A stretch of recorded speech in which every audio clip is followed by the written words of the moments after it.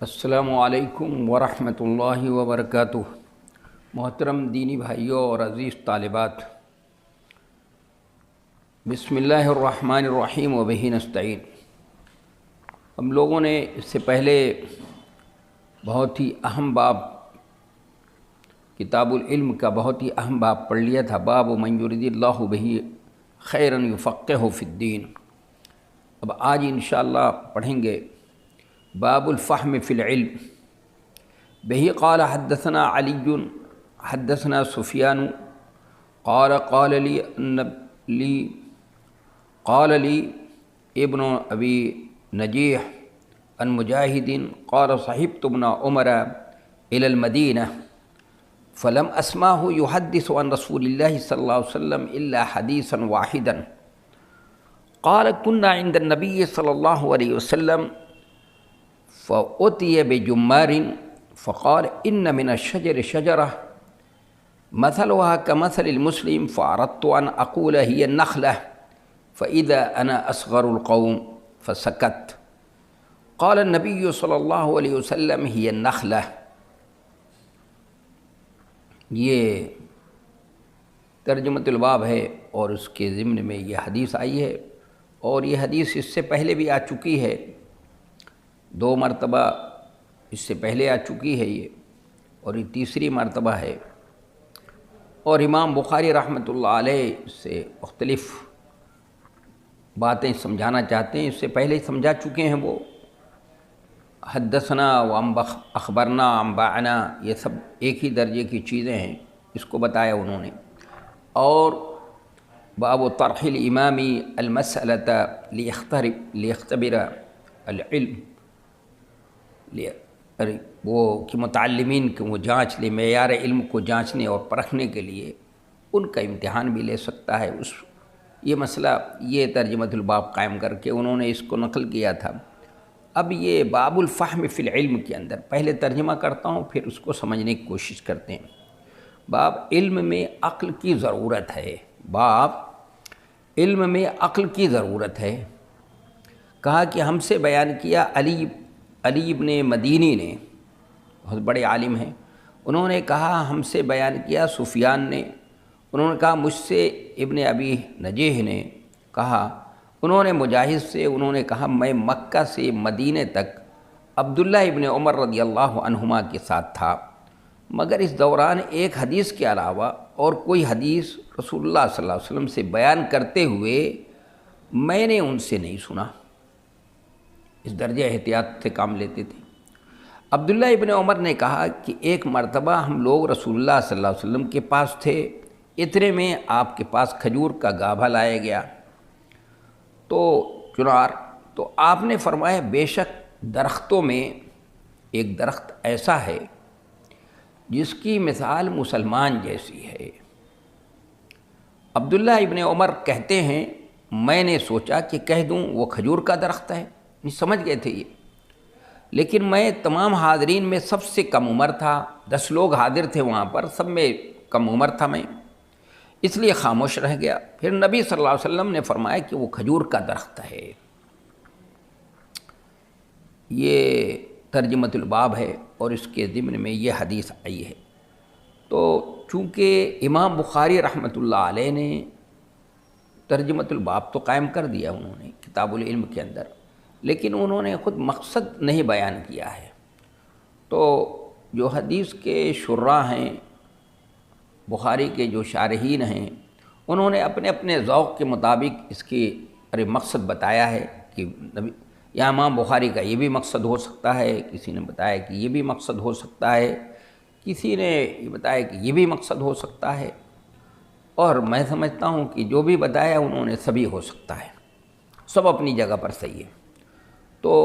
بعض لوگوں نے اس کا مطلب یہ بتایا کہ یہاں پر امام بخاری رحمۃ اللہ علیہ کا مقصد ہے باب الفہم فی العلم مختلف، کہ باب الفہم فی العلم مختلف، کہ علم میں عقل کی ضرورت ہے، اس کی کہہ رہے ہیں کہ علم کی باتوں کو، علمی باتوں کو سمجھنے میں لوگوں کا معیار علم الگ الگ ہوتا ہے۔ ایک شخص ہے ایک بات کو اشارے کنائے میں سمجھ جاتا ہے، جو بات بتائی جاتی ہے اس کو سمجھ بھی لیتا ہے، محفوظ بھی کر لیتا ہے، سمجھ جاتا ہے۔ اور ایک شخص ہے اس کے سامنے باقاعدہ وضاحت کرنی پڑتی ہے تو وہ سمجھ جاتا ہے، سمجھتا ہے۔ اور کچھ لوگ ایسے بھی ہوتے ہیں جن کو بہت زیادہ وضاحت کرنے کی پڑتی ہے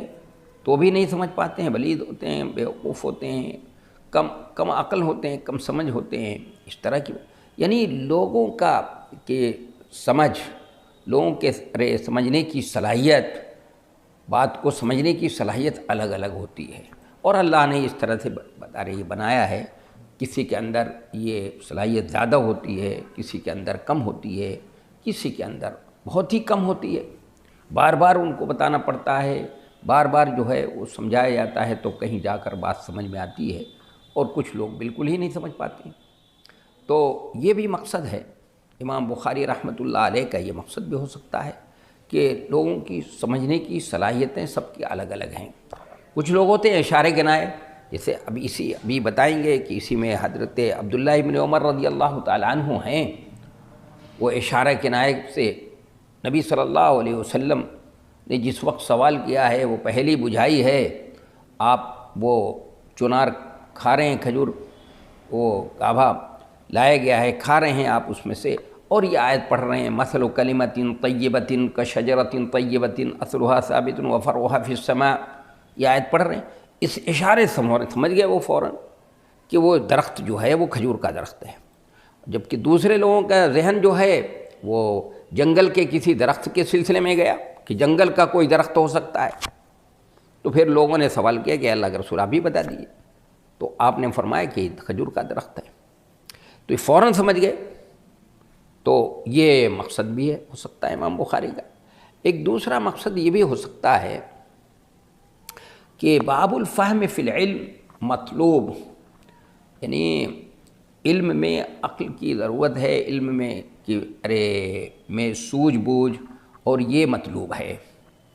یعنی علم جو ہے انسان سوچے پڑھے، علم پڑھنا شروع کیا ہے تو اس کے یہ گویا مقصد یہ ہے امام بخاری کا، اس ارادے سے اور اس عزم اور حوصلے سے پڑھے کہ مجھے دین کے اندر گہرائی اور گہرائی حاصل کرنا ہے، تفقہ فی الدین حاصل کرنے کے لیے یہ حاصل کرنا ہے، مجھ کو ماہر ہونا ہے دین کے اندر، کہ میں دین کا ماہر ہو جاؤں، دین کو سمجھنے والا ہو جاؤں، دین کا فہم مجھے حاصل ہو جائے، دین کی سوجھ بوجھ حاصل ہو جائے، اس مقصد اور اس عزم اور حوصلے کے ساتھ پڑھے اس کو حاصل کرنے کے لیے۔ لیکن حاصل کرنے کے لیے اس عزم اور حوصلے سے پڑھ رہا ہے تو یہ تو اگر یہ نہیں حاصل ہو تو کم از کم تو سمجھنے تو لگے گا، اس کو علم اور دانش میں کا فہم تو اس کو حاصل ہو جائے گا۔ مثلا ایک شخص ہے کیمیا گری سیکھتا ہے تو کیمیا اس حوصلے کے ساتھ اس کو سیکھنا چاہیے کہ میں کیمیا گر ہو جاؤں، لیکن محنت کر رہا ہے اور کوشش کر رہا ہے تو اگر کیمیا گر نہیں ہوا تو کم از کم مٹی دھوکنے والا ہو جائے گا، یہ ہو جائے گا۔ تو ایک عالم پڑھے اسی حوصلے اور عزم کے ساتھ قرآن و حدیث کو پڑھے کہ میرا علم پختہ ہو جائے اور مجھے تفقہ فی الدین حاصل ہو جائے۔ لیکن اگر کم از کم تفقہ فی الدین نہیں حاصل ہوگا تو کم از کم دین کو کچھ نہ کچھ سمجھنے والا تو ہو جائے گا، دین کے کچھ معلومات، کچھ احکام کو سمجھنے والا ہوگا۔ ایک عالم اگر فقیہ نہیں ہوا، حکیم نہیں بن سکا، شریعت کے اسرار رموز کو نہیں سمجھ رہا ہے، اس کے حکمتوں اور علتوں کو نہیں سمجھنے والا، کم سے کم عالم تو بن جائے گا، کم سے کم شریعت کے احکام تو معلوم ہو جائے گا اس کو، دین اور شریعت کا فرق تو سمجھ لے گا کہ بھئی دین کس کو کہتے ہیں، شریعت کس کو کہتے ہیں۔ اب کوئی بات پوچھے گا، معلوم کرے گا تو بتا دے گا، تو یہ بھی مطلوب ہے، یہ بھی مقصد ہو سکتا ہے امام بخاری رحمۃ اللہ علیہ کا۔ اور یہ جو حدیث پیش کی ہے اس سے بھی یہ بات جو ہے سمجھ میں آتی ہے۔ اور ایک اور بھی مقصد ہو سکتا ہے امام بخاری رحمۃ اللہ علیہ کا یہاں پر، وہ یہ ہے کہ باب،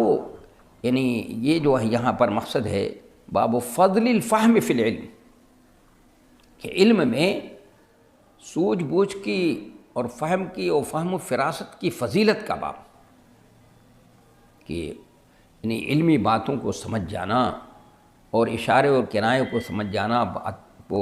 کی تہ میں پہنچ جانا، یہ بہت ہی اونچا عمل ہے، بہت بڑی اہمیت اس کو، بہت ہی اونچا عمل ہے، بہت ہی اہم عمل ہے، اور یہ بہت گویا اتنی قیمتی چیز ہے کہ اس کو اگر یہ کسی کو حاصل ہو جائے، یعنی علم میں کہ سوجھ بوجھ حاصل ہو جائے، فضیلت حاصل ہو جائے، تو یہ اس کے سرخ ہونٹ سے بھی زیادہ کیا ہے، یہ اہم ہے۔ تو یہ مقصد ہے امام بخاری رحمۃ اللہ علیہ کا کہ علم میں سمجھ سوجھ بوجھ کی فضیلت کو بیان کرنا۔ لیکن اگر یہ ہم مقصد مانتے ہیں کہ امام بخاری کا یہ مقصد ہے، تو لیکن اس میں جو نظیر پیش کی ہے انہوں نے، دور دور تک وہ جو حدیث پیش کی ہے اس میں دور دور تک اس کا تذکرہ نہیں، کہیں اس کا تذکرہ نہیں ملتا جس سے فہم فی العلم کی فضیلت کا تذکرہ ہو،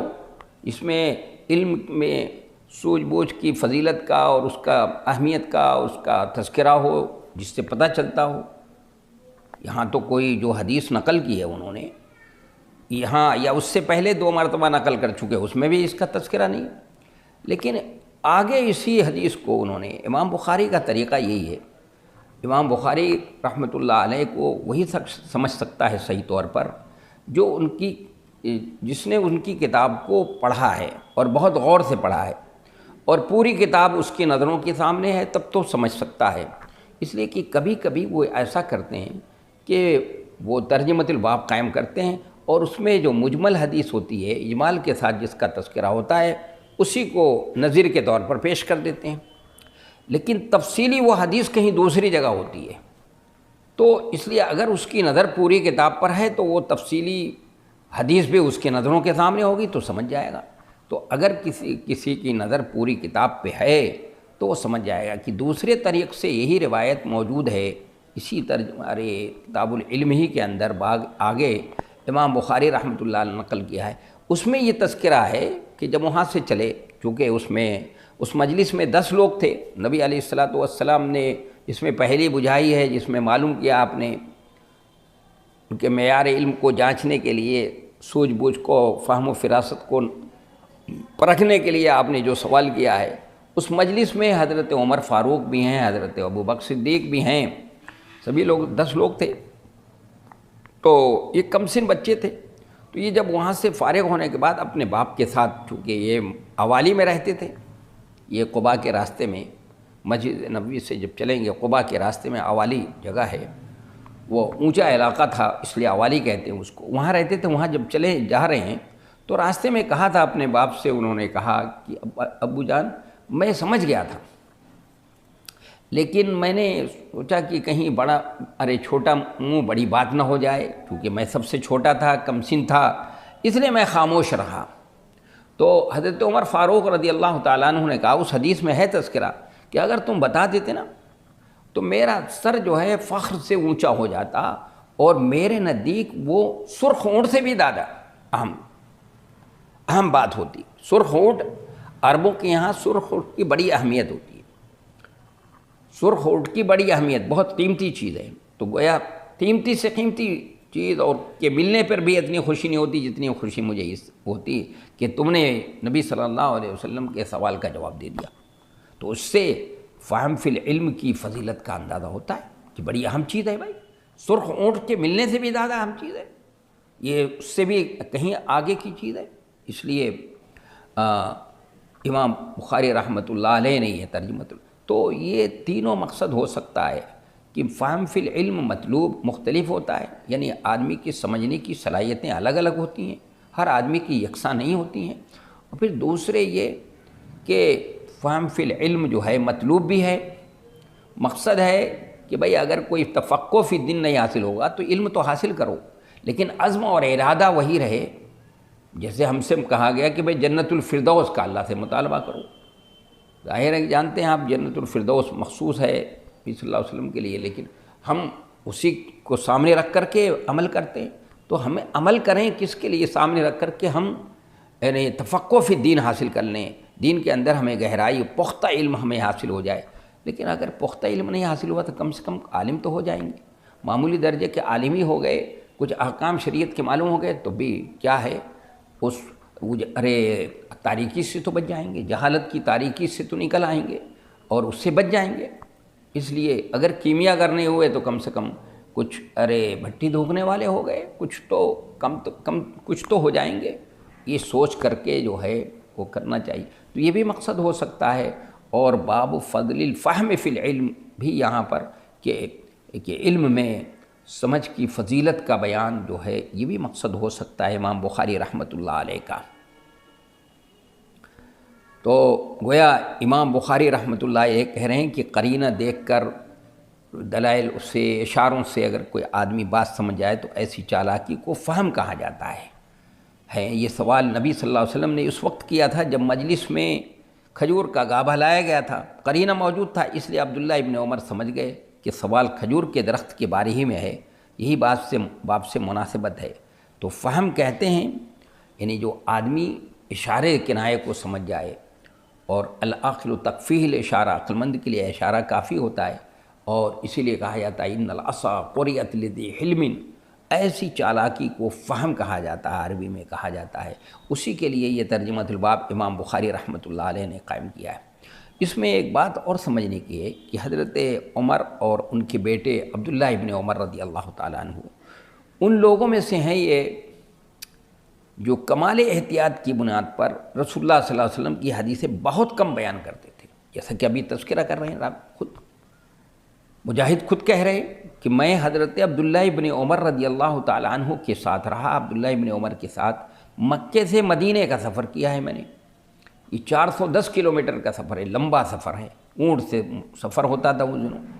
اور ایک حدیث کے علاوہ کوئی دوسری حدیث بیان کرتے نہیں سنا میں نے، اس قدر احتیاط کرتے تھے۔ لیکن سوال یہ ہے کہ اس کے باوجود عبداللہ ابن عمر کی مرویات بہت زیادہ ہیں،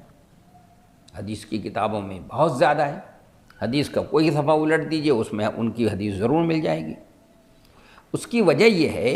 کہ ان کو لمبی زندگی ملی تھی، اور بڑے صحابہ میں ہونے کی وجہ سے لوگ کثرت سے ان سے سوال کرتے تھے اور فتویٰ پوچھتے تھے، اس لیے ان کو حدیث سنانی پڑتی تھی۔ یہ اصل بات ہے۔ بات اصل یوں ہے کہ کثرت سے ان کی جو حدیثیں ہیں اس کی وجہ یہی ہے کیونکہ وہ بڑے صحابہ میں ہیں اور زیادہ عمر پائی ہے، نبی صلی اللہ علیہ وسلم کے انتقال کے بعد تقریباً جو ہے 60 سال زندہ رہے، 60 ایک حج تو نبی صلی اللہ علیہ وسلم کے ساتھ کیا ہے اور 60 حج اس کے بعد کیا، انہوں نے 61 حج کیا ہے، تو نبی صلی اللہ علیہ وسلم کے انتقال کے بعد 60 سال اور زندہ رہے، 60 سال زندہ رہے ہیں، تو اتنی لمبا عرصہ آپ کے بعد انہوں نے گزارا ہے اور اتنی لمبی زندگی ملی ہے اور بڑے صحابہ میں ہیں اور ان کا بڑا اونچا مقام ہے، اس لیے لوگ مسئلہ معلوم کرنے آتے تھے، فتویٰ پوچھتے تھے تو آپ بتاتے تھے اور حدیثیں سناتے تھے، تو اس لیے اتنی زیادہ حدیثیں ان سے مروی ہیں۔ اس کے بعد جو ہے وہ آگے پڑھتے ہیں، یہ حدیث چونکہ تفصیل سے گزر چکی ہے اور اس میں سمجھ بھی چکے ہیں ہم کہ مسلمان کو کیوں کھجور کے درخت سے تشبیہ دی گئی ہے، اس میں وجہ شبہ کیا ہے، یہ سب ساری چیزیں پہلے آ چکی ہیں تفصیل سے، اور اس حدیث پر مکمل اس حدیث کی مکمل تشریح پہلے ہو چکی ہے، اس لیے اور سب باتیں بتانے کی یہاں پر تشریح کرنے کی ضرورت نہیں ہے، کیونکہ اس ویڈیو میں آپ چاہیں تو وائس میسیج میں اس میں دیکھ سکتے ہیں، وہاں پر آدمی کوئی دیکھنا چاہے پڑھنا چاہے تو وہاں پر تفصیل سے، اس لیے کہ امام بخاری رحمۃ اللہ علیہ نے یہاں پر جو بات امام بخاری جو سمجھانا چاہتے ہیں، جو اس بات کو اس سے اخذ کیا ہے، اصل اس کو سمجھ لینا جو ہے یہ کافی ہے کہ آدمی سمجھ لے، اس لیے کہ اس سے وضاحت اس حدیث کی اس سے پہلے ہو چکی ہے، جب ہو چکی ہے تو پھر بات کو دہرانا، اس کی دوبارہ توجیہ کرنا، پھر دوبارہ تشریح کرنا، تو یہ میرا خیال ہے کہ بات طویل ہو جائے گی، اس لیے میں اس کو اختصار کی غرض سے چھوڑتا ہوں۔ باب جو ہے آگے کا باب ہے باب الاقتباس فی العلم والحکمہ، تو اب چونکہ وقت بھی ہو چکا ہے، انشاءاللہ آئندہ جو درس ہوگا اس میں یہ باب پڑھا جائے گا۔ وما توفیق الا باللہ، والسلام علیکم۔